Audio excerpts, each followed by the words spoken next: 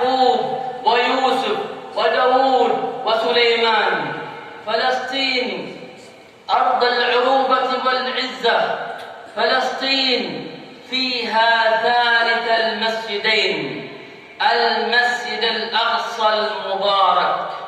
قال الله تعالى بعد أعوذ بالله من الشيطان الرجيم: بسم الله الرحمن الرحيم: سبحان الذي أسرى بعبده ليلا من المسجد الحرام إلى المسجد الأقصى الذي باركنا حوله لنريه من آياتنا إنه هو السميع العليم. المسجد الأقصى الذي تضاعف فيه الصلاة وتشد إليه الرحال، من صلى فيه يرجى له أن يغفر من ذنوبه كيوم ولدته أمه. ولكن من المؤسف ومن المؤلم ومن المحزن إن بلد عربي إسلامي كامل ضيعت حقوقه بحبر على ورق. أين الأمة الإسلامية؟ لقد رأيتم وشاهدتم ما فعلوه اليهود نقاض العهود، ما فعلوه من جرائم وانتهاك للمحارم من قتل وسلب. أين المسلمون؟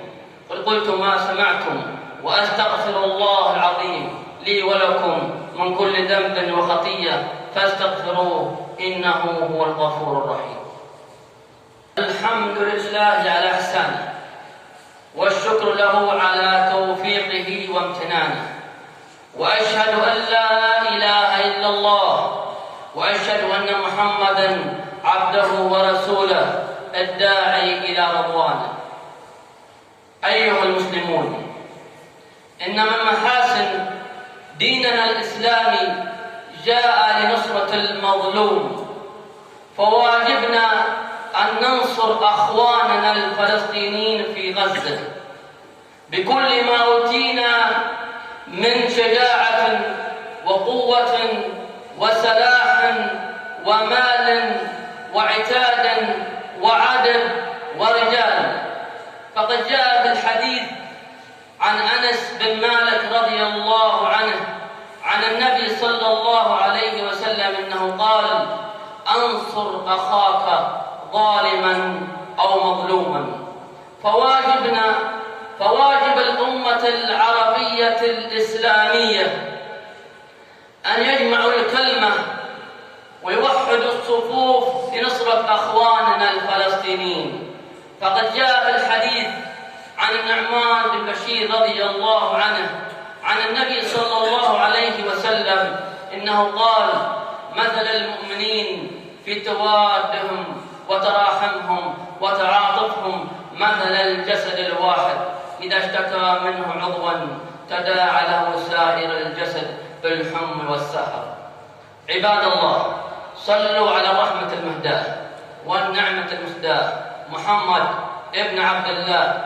فقد أمركم الله بأمر بدأ به بنفسه وثنى به بملائكته وأيها بكم أيها المؤمنون. قال تعالى: إن الله وملائكته يصلون على النبي يا أيها الذين آمنوا صلوا عليه وسلموا تسليما. اللهم صل على محمد وعلى آل محمد كما صليت على إبراهيم وعلى آل إبراهيم، وبارك على محمد وعلى آل محمد كما باركت على إبراهيم وعلى آل إبراهيم في العالمين إنك حميد مجيد. اللهم ارض عن الصحابة الكرام والأئمة الأعلام ساداتنا في المقام العلي والقدر الجلي أبو بكر وعمر وعثمان وعلي، وعنا بمنك وكرمك يا أرحم الراحمين. اللهم أعز الإسلام والمسلمين وأذل الكفرة والمشركين أعداءك أعداء الدين. اللهم انصر أخواننا في فلسطين، اللهم إنهم مظلومين فانصرهم.